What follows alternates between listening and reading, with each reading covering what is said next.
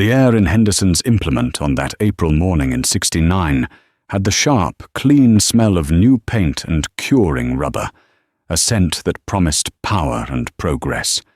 It was a smell Frank Miller usually avoided. For him, the honest smell of a farm was diesel exhaust, hot grease, and turned soil. This place smelled like a bank, and Frank trusted banks about as far as he could throw a cast-iron engine block.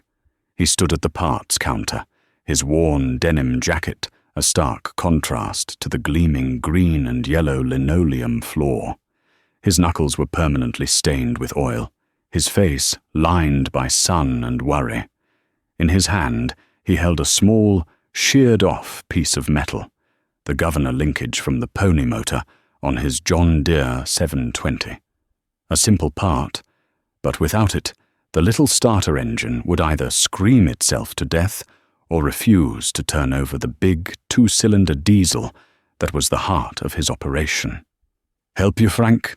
asked a young kid behind the counter, pimples dotting his chin. He didn't know a magneto from a muffler. "Need the governor arm for a 720 pony motor," Frank said, his voice low and gravelly. He slid the broken piece across the counter.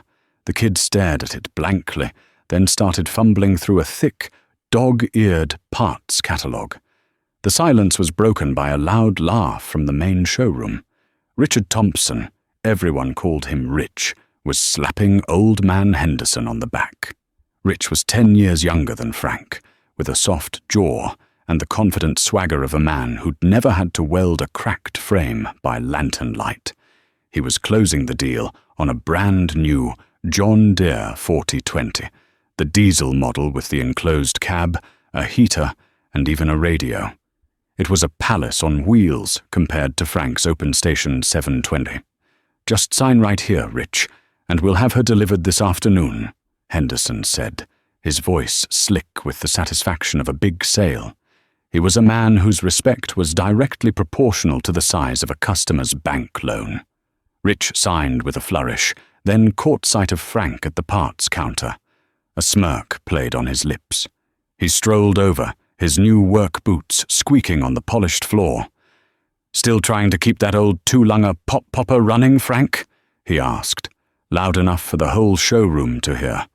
"I'm surprised the museum hasn't called wanting it back." Frank's jaw tightened, but he didn't turn around. He just stared at the kid fumbling with the catalogue. "It's paid for, Rich. Put seed in the ground, same as any other." "Sure, if you've got all summer to do it," Rich chuckled.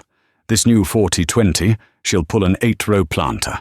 I'll be done with my corn before you've even got that relic of yours started. You ought to get with the times. Henderson here will set you up. Credit's cheap." Frank finally turned, his pale blue eyes locking onto Rich. "There's no such thing as cheap credit. It's a yoke. You wear it long enough, you forget what it feels like to stand up straight."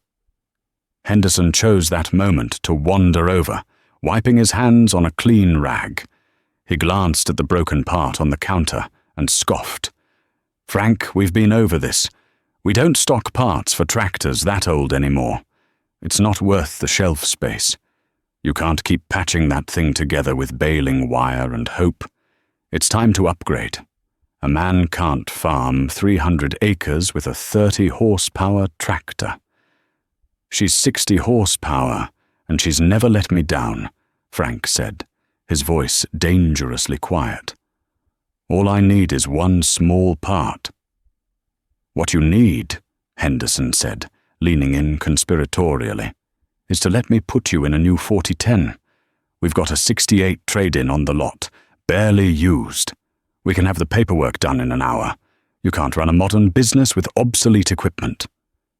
"My business is my own," Frank said, picking up the broken piece of metal. "And I don't run it on paper promises from a banker." He turned and walked out, the screen door slamming shut behind him. The smell of new paint was replaced by the cold, damp air of a late spring. He could feel their eyes on his back, could hear Rich's dismissive laugh. To them, he was a stubborn old fool, a dinosaur sinking into the mud while they soared ahead on wings of credit. He climbed into his '65 Ford F-100, the engine turning over with a familiar, reliable rumble. As he drove the gravel road back to his farm, the truck bouncing in the ruts, he thought about the difference between them and him. They saw a field and thought about yield per acre, cash flow, and leverage. He saw a field and thought about the deed in his safe deposit box, the soil his father had worked, the legacy he would leave for his sons, free and clear. Before we get too deep into Frank's story, I got to ask you folks listening, what was the first piece of iron you ever turned a wrench on? Was it an old farm awl your granddad taught you to drive? A two-cylinder Deere you had to rock back and forth to get in gear? Or maybe an old Ford A10 you used to rake hay with? Drop a comment and let me know. Those first busted knuckles and grease-stained hands teach you more about life and hard work than any fancy salesman ever could. Frank's workshop was his sanctuary. It wasn't much, just a converted corn crib with a concrete floor he'd poured himself. But it was his. The air inside was thick with the smell of cutting oil and ozone from the welder. Along one wall, neatly organized, were tools that had belonged to his father and his grandfather. Heavy American-made wrenches and sockets that had tightened the bolts on steam engines and Model T Fords. Along the other wall were the tools he'd added, a heavy-duty drill press, a grinder, and the crown jewel, a big, grease-caked metal lathe he'd bought at an auction for pennies on the dollar. He clamped the broken governor arm into a vise, studying the shear point under the bare bulb hanging from the ceiling. It was a clean break. Fatigue. The metal had just given up after 20 years of vibration and work. He could spend a week driving to every salvage yard in 3 counties, hoping to find a replacement, or he could make one. For Frank, the choice was simple. He selected a piece of 1/4-inch steel stock, its surface coated in a thin layer of protective grease. He spent the next hour at the lathe, the machine humming a low, powerful tune as he carefully turned the raw steel, shaving off paper-thin curls of metal until the shaft was the perfect diameter. The precision was painstaking. 1/1000th of an inch too thick and it wouldn't fit. 1/1000th too thin and it would have too much play. He didn't use fancy calipers.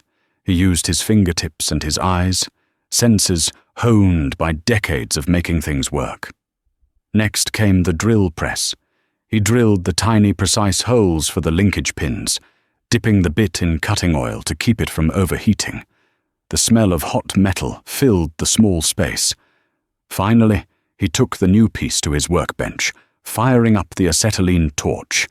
With a steady hand, he heated the end of the arm to a cherry red, and then, using a hammer and a series of custom-made jigs, he bent the metal into the exact complex shape of the original. He worked not with anger, but with a quiet, focused intensity. This wasn't just a repair, it was an act of defiance. Every turn of the lathe, every spark from the welder was a testament to his belief in self-reliance. While Rich Thompson was sitting in his heated cab listening to the radio, Frank was here, creating what he needed with his own 2 hands. He let the piece cool slowly, annealing it for strength, then gave it a final polish on the wire wheel. It wasn't shiny and painted green like a factory part, but it was strong. Stronger, probably. He carried it out to the 720, which sat waiting patiently in the machine shed. The pony motor was a small, fussy thing, but Frank knew its every quirk. Within 20 minutes, the new arm was installed, the linkages adjusted. He cracked the fuel lines, set the choke, and hit the starter. The little engine sputtered, coughed a plume of blue smoke, and then settled into a steady, high-pitched hum. Frank engaged the pinion gear. With a great metallic groan, the pony motor engaged the massive flywheel of the diesel engine. The whole tractor shook as the big pistons began their slow, deliberate cycle. Chuff, chuff, chuff. He opened the compression releases, and then, with a practiced flick of his wrist, closed them. The chuffing deepened, and with a final, mighty pop, pop, pop, pop, the big two-cylinder engine roared to life, settling into its iconic, rhythmic idle. The sound echoed across the farmyard, a heartbeat of pure, reliable power. He had won. But his small victories felt increasingly isolated. At the grain co-op, the talk was all about expansion. The government, led by Secretary of Agriculture Earl Boots, was telling farmers to plant fence-a-row to fence-a-row. The old rules were out. Get big or get out was the new gospel, and men like Rich Thompson were its most fervent disciples. Frank would sit on a sack of seed corn, listening as his neighbors talked about buying the latest six-bottom plows and trading in their 4020s for the new 4430s with the space-age Sound Guard cabs.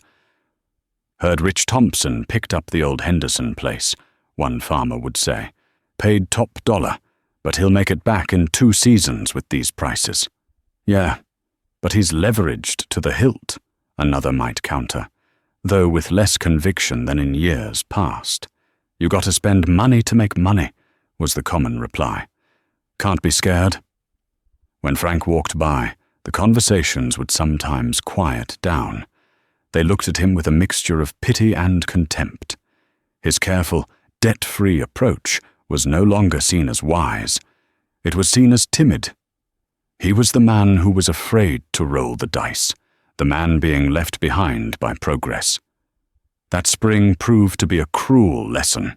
It was dry, one of those years where the rain clouds built up in the west every afternoon, teased the horizon with dark promises, and then dissipated into nothing. The ground was hard as brick. Rich Thompson, with his big 40-20 and heavy disc chisel, tore through his fields, ripping the soil open and getting his seed in the ground in less than a week. Frank, with his old 720 and a lighter 4-row planter, had to go slower, to work the ground more carefully, to conserve what little moisture there was. He was only half done planting when the forecast finally changed. A big system was coming through, promising a solid, soaking rain, the kind that could make a crop.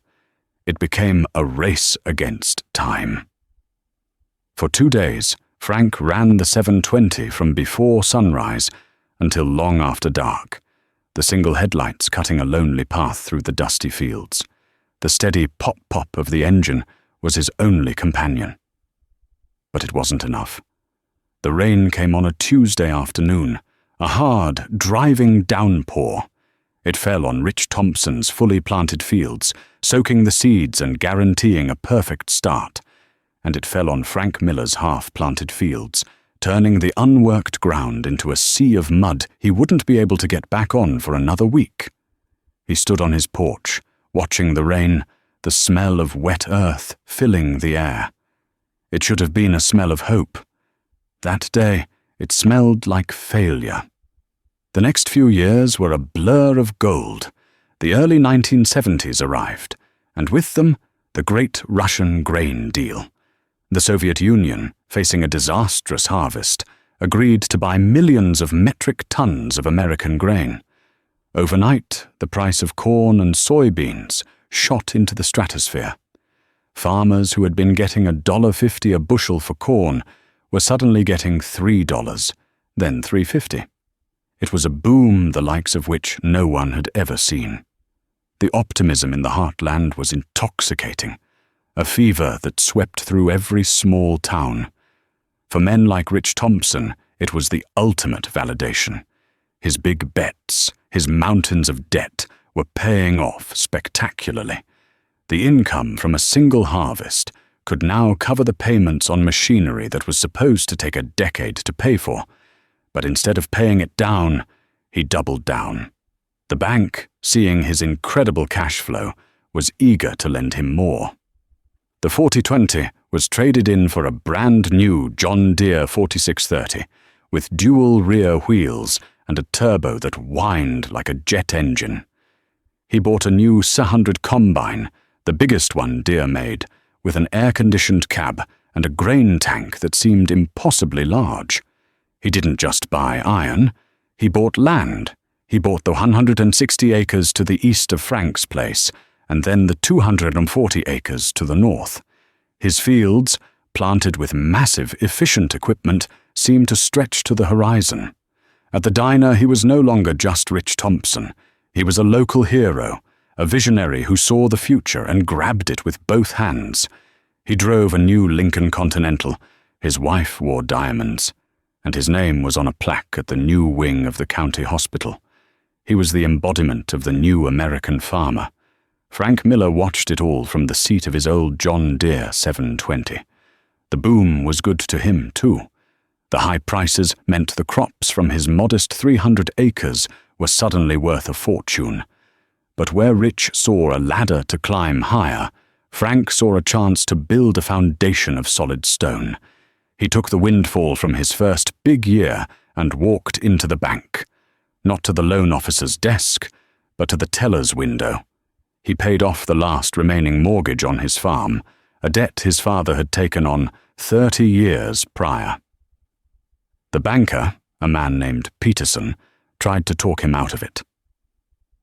"Frank, you're sitting on a gold mine," Peterson had argued, ushering him into his office. "Your equity is through the roof. We could lend you $500,000 tomorrow. Think of the land you could buy. Thompson is snapping everything up." "The only land I want is the land under my own feet," Frank replied, pushing the cashier's check across the desk.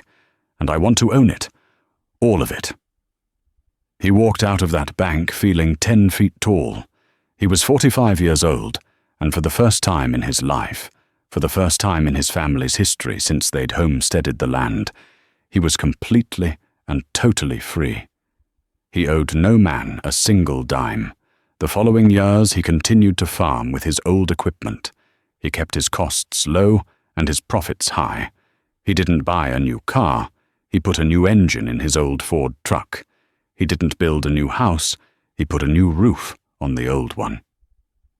The money piled up in his savings account at the bank, earning a modest but steady interest. He upgraded his workshop again, buying a heavy-duty hydraulic press and a modern MIG welder. To his neighbors, his behavior was baffling, almost scandalous.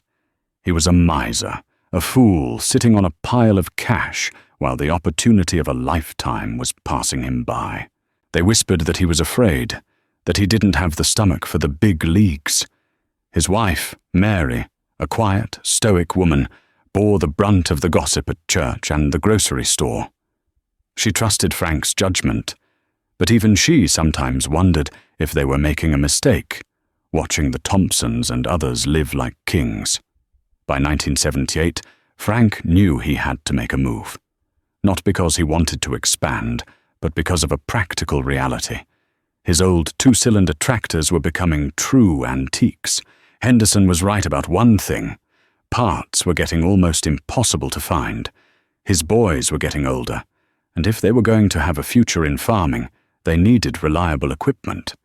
He wasn't going to saddle them with debt, but he couldn't ask them to farm 1,000 acres someday with a 720. He had a plan. He'd been watching the evolution of John Deere tractors. He saw the 40 series, the 4240, the 40 Auto 40, coming out with more complex transmissions, more electronics, more things that could go wrong and couldn't be fixed with a wrench and a welder in your own shop. But the 30 series, the 4430 in particular, he thought that was the sweet spot. It had modern power and comfort, but it was still fundamentally a simple, tough, mechanical tractor. It was the last of a breed. He spent the winter going over his finances. He had saved an astronomical amount of cash, enough to shock anyone who thought of him as a poor, struggling farmer. He decided he wouldn't buy one tractor. He would buy a fleet. 6 of them. Brand new John Deere 4430s. One for him, one for each of his 2 sons when they were ready, and 3 to keep in the shed as backups and for parts. He would pay cash for all of them. It would be the single biggest cash purchase Henderson's implement had ever seen. With 6 identical tractors, they'd be set for the next 40 years. No debt, no interest. Just pure green and yellow iron. On a bright, cold morning in March, Frank Miller put on his good jacket, got in his old Ford truck, and drove to town. He walked into Henderson's implement. The place was even bigger now, with a new service bay and a showroom that glittered under fluorescent lights. Rich Thompson's latest acquisition, a monstrous 86 and 44-wheel drive, sat in the place of honor. Henderson was in his glass-walled office, on the phone, laughing. He saw Frank come in, and his expression soured. He finished his call and came out, looking impatient. "Frank, what can I do for you? If you're looking for parts for that old pop gun, the answer's still no." "I'm not here for parts, Henderson," Frank said, his voice even. "I'm here to buy tractors." Henderson raised an eyebrow. "Oh, really? Finally decided to join the 20th century? Well, the bank is right down the street. Get your financing approved and we can talk." "I won't be needing the bank," Frank said. He reached into his jacket and pulled out a bank ledger book. He opened it on the counter. The numbers inside were written in neat, precise columns. The final balance at the bottom was staggering. "I'm here to order 6 new 4430s. Standard setup, diesel, with the sound guard body. And I'm paying cash. Today." Henderson stared at the ledger. For a moment, he was speechless. He looked from the book to Frank's weathered face and back again. Then, a slow, condescending smile spread across his face. He began to chuckle, a low, ugly sound. "Cash?"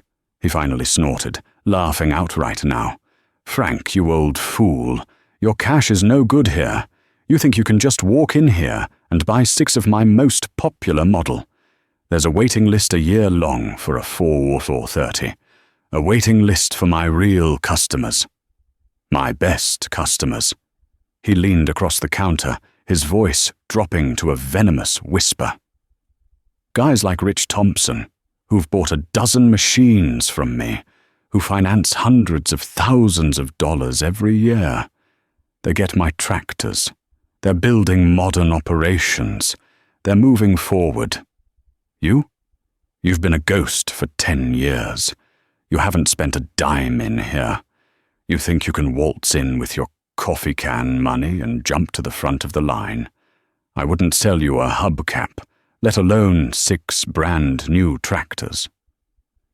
Frank stood there, the ledger still open on the counter. He felt the blood rise in his neck, the heat of a deep, profound insult.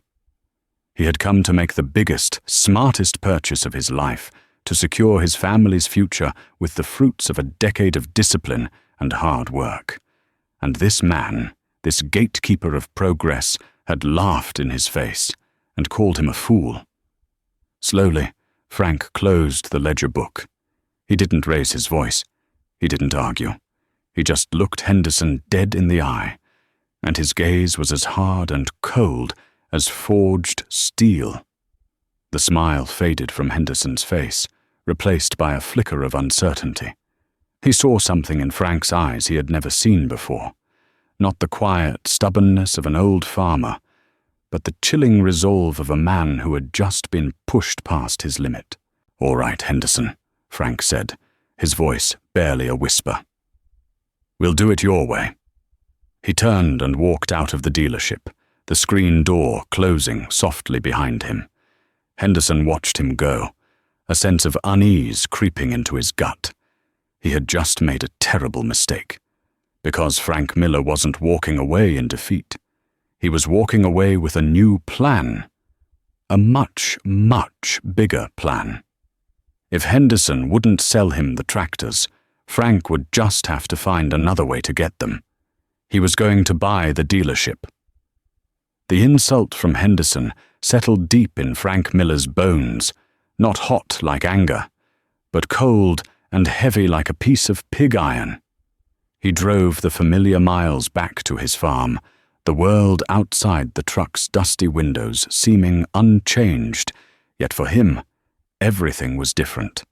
He had been dismissed, treated not as a customer, but as a relic, an obstacle to the gleaming, debt-fueled progress that Henderson and Rich Thompson worshipped. He didn't tell Mary what had happened, not the specifics.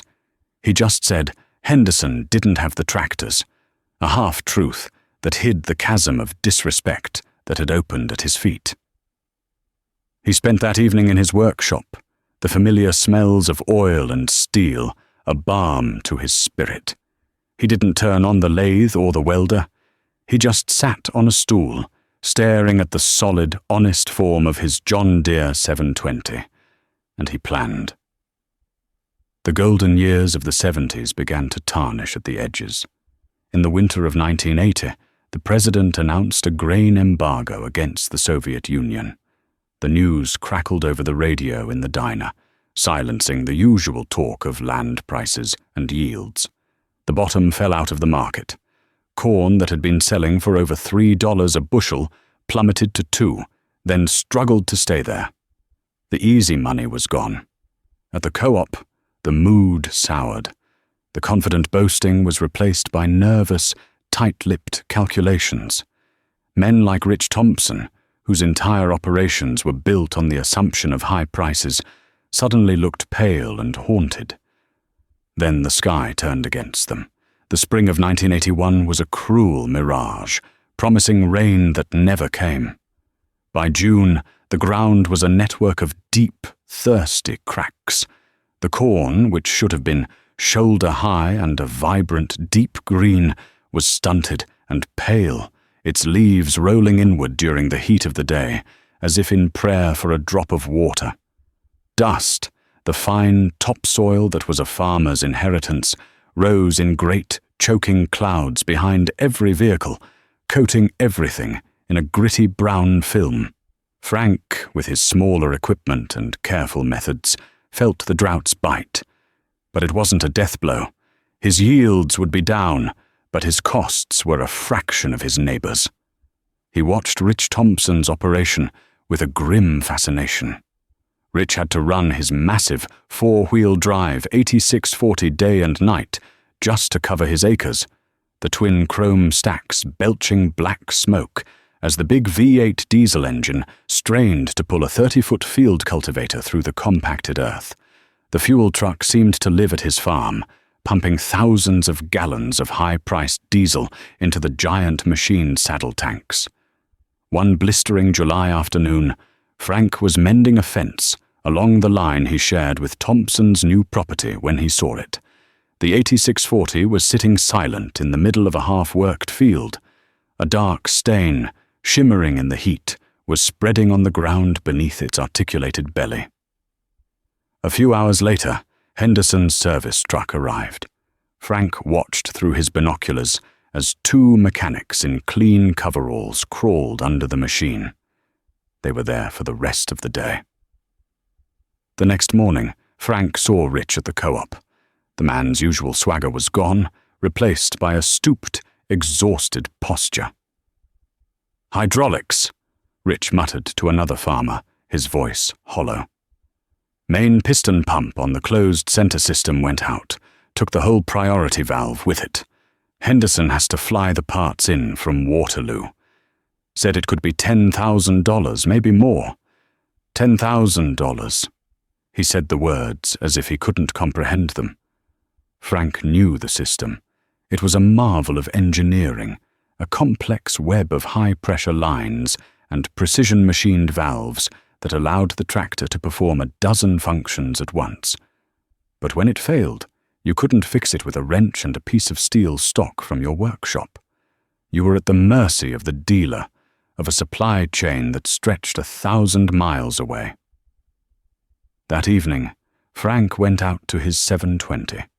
He checked the simple gear-driven hydraulic pump, a design that hadn't changed much in 30 years.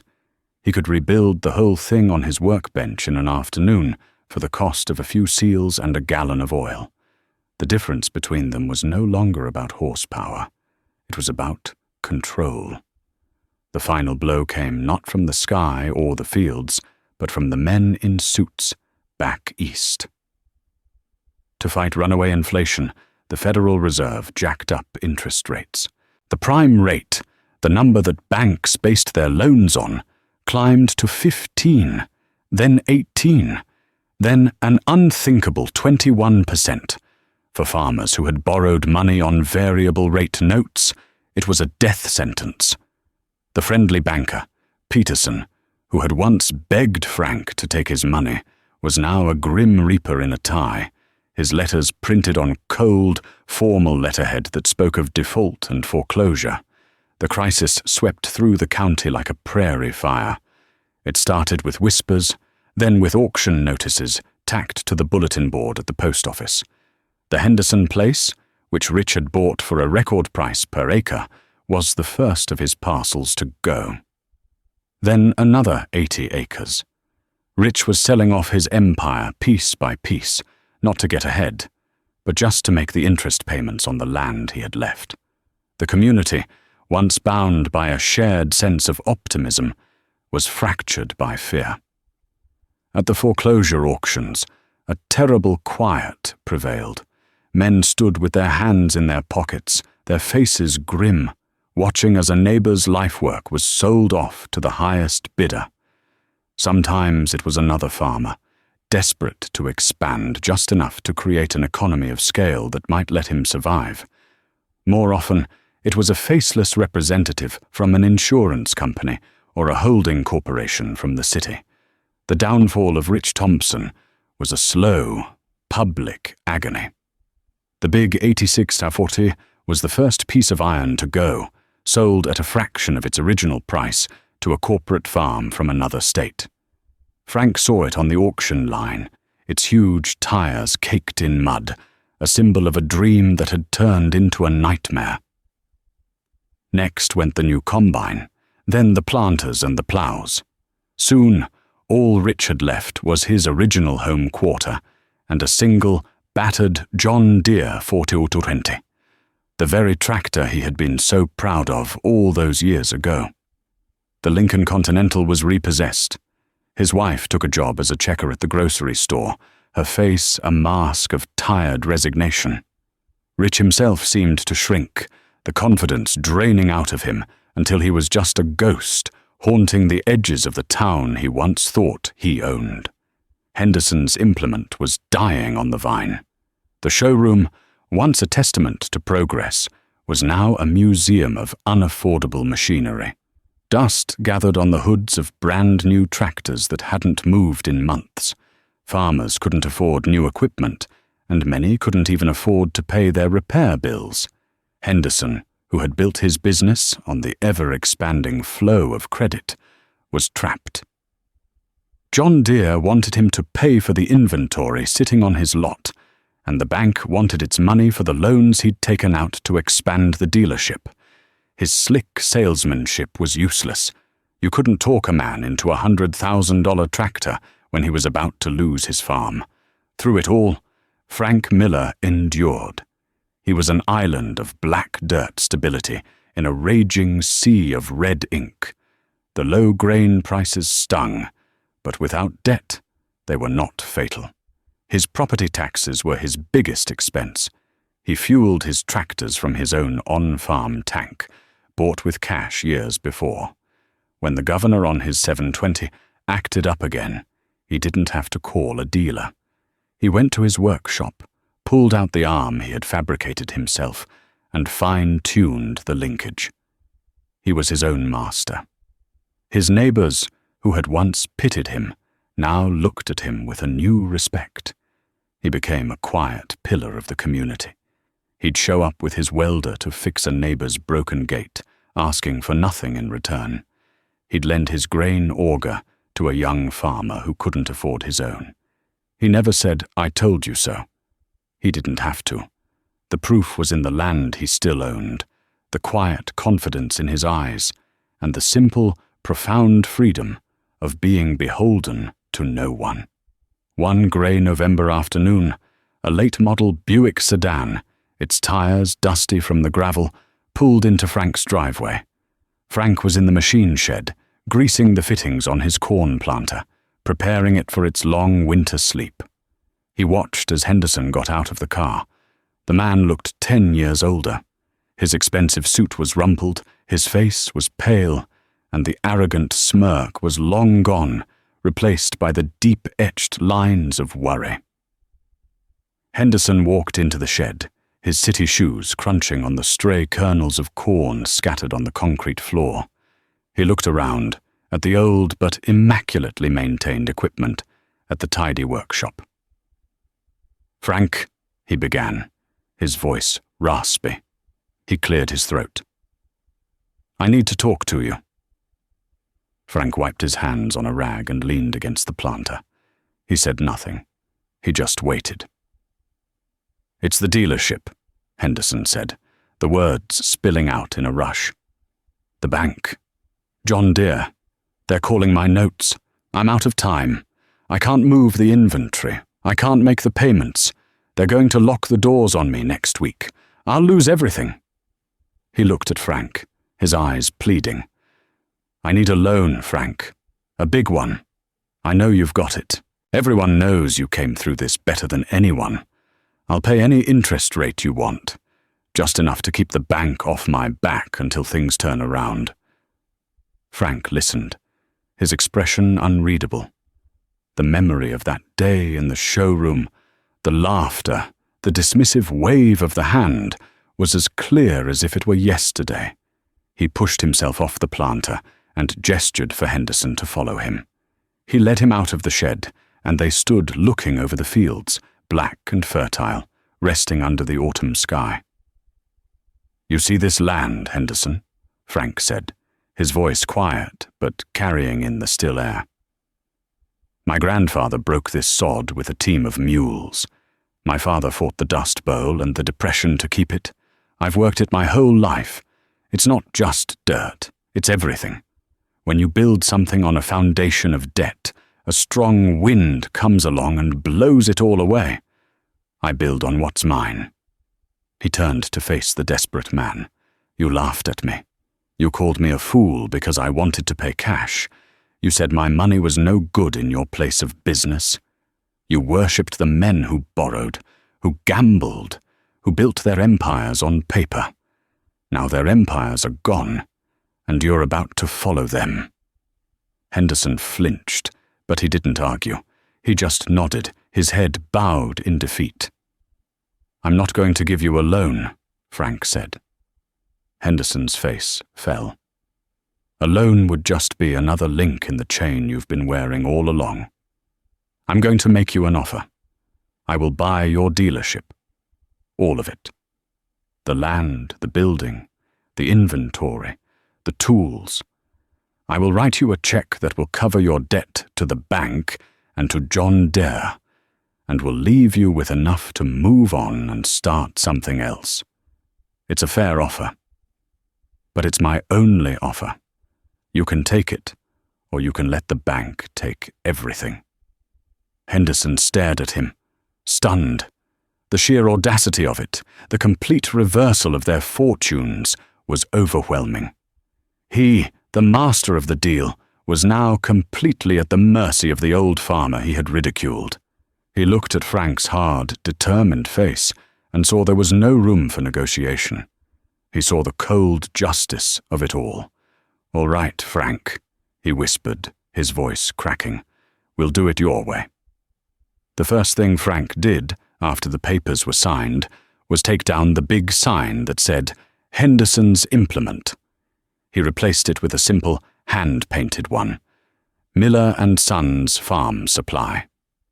His first order of business was to conduct a massive inventory.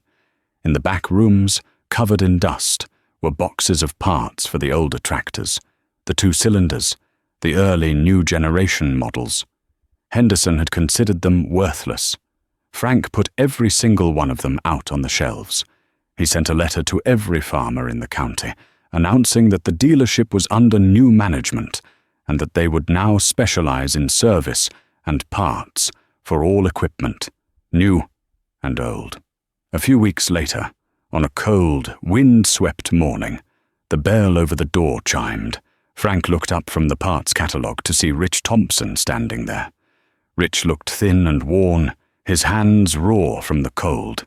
He avoided Frank's eyes, staring down at the counter. "My 480/20, Rich mumbled. "The clutch is gone, slipped clean out trying to pull a wagon of wood. I can't afford to have you send a mechanic out. I was just hoping you might have the parts. I can pay you a little now, and the rest after." His voice trailed off. Frank walked back into the newly organized parts department. He returned a few minutes later and placed a heavy pressure plate, a clutch disc, and a throw-out bearing on the counter. The parts were new old stock, still in their green and yellow John Deere boxes from 15 years ago. "That should do it," Frank said. Rich looked at the parts, then at Frank. "How much?" "Don't worry about it right now," Frank said. "Just get your tractor running. It's going to be a hard winter." He paused, then looked Rich straight in the eye. "You always were a good mechanic, Rich. Better than most. You know these newer machines inside and out. I need a man in the shop who can handle the complex hydraulics and the turbo systems. I'll pay you a fair wage. You can work off what you owe me for these parts." Rich Thompson stood speechless. He had walked in, expecting pity, or worse, scorn. Instead, he was being offered a job, a chance, a sliver of the dignity he thought he had lost forever. Tears welled in his eyes, and for the first time in years, he stood up a little straighter. "I'll start tomorrow morning," he said. Word of what Frank had done spread through the community. They saw that his victory was not about revenge, but about restoration. He wasn't a miser. He was a wise man who understood the difference between wealth and money. His dealership became the hub of the farming community again, a place not of high-pressure sales, but of honest advice and reliable service. He helped dozens of farmers restructure their debt, teaching them the principles of low-cost operation that had saved him. He was no longer the stubborn old fool. He was the man who had seen the storm coming and had built his house on solid rock. Years passed. The farm crisis faded into a painful memory. The 1990s brought better prices and stability. Frank's sons, now grown men with families of their own, ran the farm. They used a fleet of 6 John Deere 4430s, the very tractors Frank had tried to buy that day. He had acquired them, along with the rest of Henderson's inventory, when he bought the dealership. They were simple, powerful, and paid for. The perfect embodiment of his philosophy. Frank, now in his late 60s, spent his days where he was happiest, in the workshop, sometimes at the dealership, helping Rich diagnose a tricky electrical problem, but mostly in his own shop at the farm. One Saturday afternoon, his grandson, a boy of 12 with his father's eyes and Frank's hands, stood beside him at the big metal lathe. "What are you making, Grandpa?" the boy asked, watching a curl of bright steel peel away from the spinning stock. "This," Frank said, stopping the machine and holding up a small, meticulously crafted steel pin, "is a bushing for the steering linkage on the old 720. You can't buy them anymore, so we make them." He handed the warm piece of metal to the boy. "Feel that? It's solid, it's real. Your great-grandfather taught me something a long time ago. He said, 'Iron is a tool, not a trophy, and debt is a master, not a servant.' Some people get that backwards. They buy shiny new iron to show off, and they let the bank become their master. They end up with nothing." He picked up a heavy, grease-stained wrench from the workbench. It was ancient, forged in a Pittsburgh steel mill before the First World War. "This was my grandfather's," he said, placing it in the boy's hand. "It helped build this farm. Now it's yours. Learn how to use it. Learn how to make things, how to fix things. Learn to depend on your own 2 hands If you do that, you'll always be free. That evening, Frank sat on his porch swing, Mary beside him, her hand resting in his. The sun was setting, painting the western sky in hues of orange and purple. In the distance, they could hear the steady, powerful hum of a 4430 as one of their sons finished the last field of fall tillage. The iconic pop-pop of the old two-cylinder was a sound from the past, a memory. But the land remained. It stretched out before him, dark and peaceful, owned and clear. The Miller name was on the mailbox, and more importantly, it was on the deed, free of any lien or liability. He had not gotten big, but he had not gotten out. He had endured. He had built a legacy, not of acres or dollars, but of independence, a foundation of steel and soil that would hold for generations to come.